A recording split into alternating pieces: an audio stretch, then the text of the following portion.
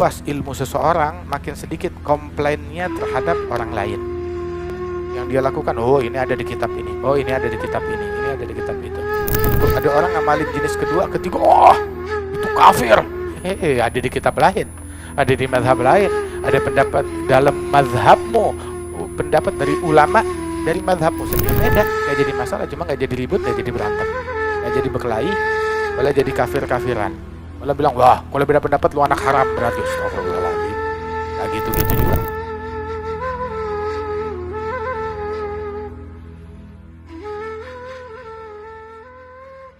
Memang sih kadang tuh almar'u aduwwun ma jahil. Seseorang itu adalah musuh dari kebodohan. Memusuhi hal yang dia nggak paham, hal yang dia nggak ngerti. Makanya kullama tasa' ilmu rajul galla i'tiraduhu 'alan nas, galla inkaruhu 'alan nas. Makin luas ilmu seseorang, makin sedikit komplainnya terhadap orang lain.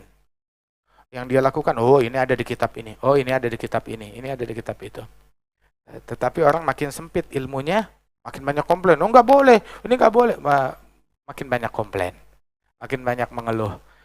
Makanya dikatakan man dhaga ilmuh dhaga amaluh wa man dhaga amaluh dhaga sadruh.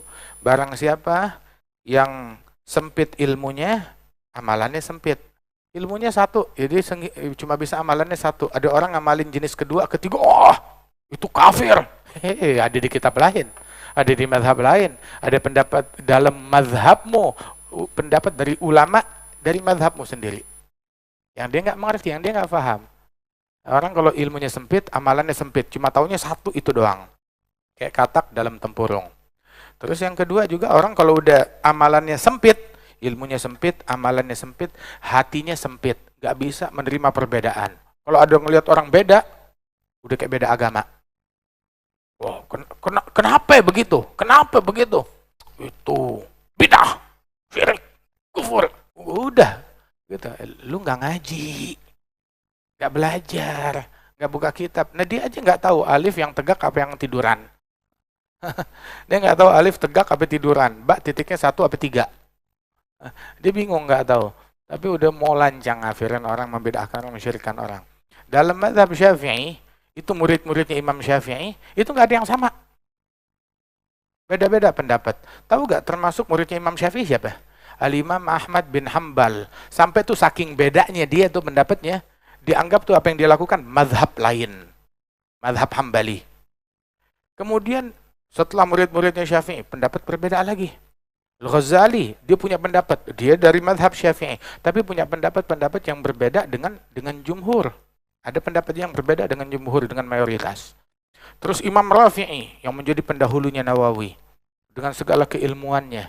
Kemudian datang Imam Nawawi, ternyata pendapatnya Rafi'i banyak yang merupakan bukan pendapat yang rajih, bukan pendapat yang utama dalam mazhab.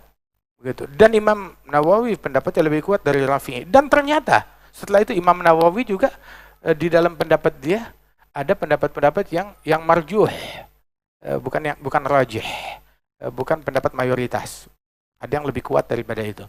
Terus di bawahnya lagi perbedaan pendapat antara Ibn Hajar, antara Imam Ramli, antara Khatib Syrbini, antara Syibra Malisi, antara Ba Makhramah, antara ada banyak perbedaan yang beragam, yang macam-macam. Dan generasi setelahnya beda, nggak jadi masalah, cuma nggak jadi ribut, nggak jadi berantem, nggak jadi berkelahi, malah jadi kafir-kafiran. Malah bilang, wah kalau beda pendapat lu anak haram berarti. Astagfirullahaladzim. Nggak gitu-gitu juga, mau beda-beda tapi elegan.